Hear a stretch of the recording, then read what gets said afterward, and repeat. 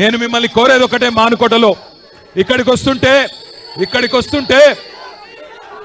వస్తుంటే కొంతమంది ఎమ్మెల్యేలు వాళ్ళు కూడా గిరిజన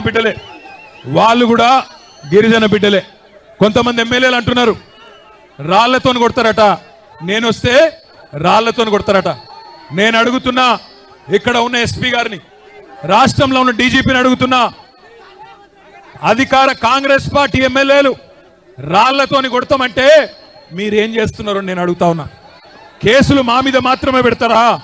కాంగ్రెస్ వాళ్ళ మీద కేసులు ఉన్నాయా? కాంగ్రెస్ ఎమ్మెల్యేలు రాళ్లతోని కొడతామంటే, కాంగ్రెస్ మాజీ ఎమ్మెల్యేలు పెట్రోల్ పోసి తగలబెడతామంటే భయపడతాం అనుకుంటున్నారా?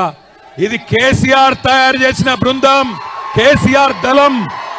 భయపడం.